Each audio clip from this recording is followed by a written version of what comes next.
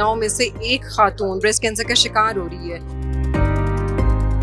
दुनिया में सबसे कॉमन जो फीमेल कैंसर्स हैं वो ब्रेस्ट कैंसर है। ऐसा कैंसर है जो कि प्रिवेंटेबल है और उसका सबसे इजी हल है अपनी सेल्फ एग्जामिनेशन। कहीं एबनॉर्मेलिटी लगती है स्किन में, टेक्सचर में, कलर में और कोई गिल्टी फील होती है, अपने जनरल फिजिशियन को फौरी बताएं। आज बड़ी इंपॉर्टेंट चीज़ हमने की है, अवेयरनेस देने की कोशिश की है अपनी पब्लिक को, अपने डॉक्टर्स को और उनकी फैमिलीज़ को कि ब्रेस्ट कैंसर के लिए हम कैसे अवेयर हो सकते हैं। और हमारा टेक होम मैसेज भी यही है कि कम से कम हमें स्क्रीनिंग मेथड्स या जितने भी टूल्स हैं उन सबको ज़रूर अपनाना होगा ताकि हम इसका रिस्क कम कर सकें। दुनिया में सबसे कॉमन जो फीमेल कैंसर्स हैं वो ब्रेस्ट कैंसर है।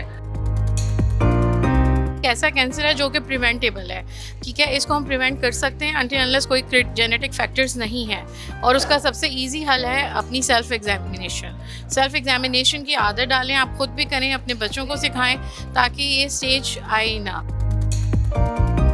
बीइंग ए गायनेकोलॉजिस्ट, मैं ये बताना चाहती हूँ कि हर औरत 30 साल के बाद हर महीने just after menstrual cycle self examination करे कि उसको कहीं एबनॉर्मेलिटी लगती है स्किन में, टेक्सचर में, कलर में और कोई गिल्टी फील होती है, अपने जनरल फिजिशियन को फौरी बताएं।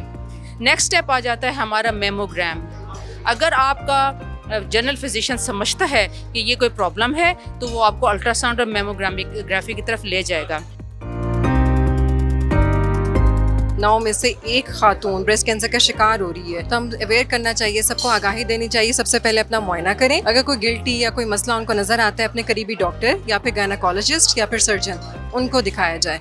और हमारे पास जदीद टेक्निक्स भी यहाँ पे अवेलेबल हैं। आज बुश इंटरनेशनल हॉस्पिटल की तरफ से बेसिकली हमारा मकसद ही आगाही है और इस जो ज़्यादा शरह में बढ़ रही है, एशिया में पाकिस्तान का नंबर सबसे ऊंचा है ब्रेस्ट कैंसर की शरह में, तो इस शरह को कम करने के लिए हम कोशिश कर रहे हैं कि स्क्रीनिंग हो, डायग्नोसिस हो और पेशेंट्स को स्क्रीनिंग के ज़रिए, स्क्रीनिंग टूल्स और डायग्नोस्टिक टूल्स के ज़रिए ब्रेस्ट कैंसर को रोकथाम की जा सके उसकी।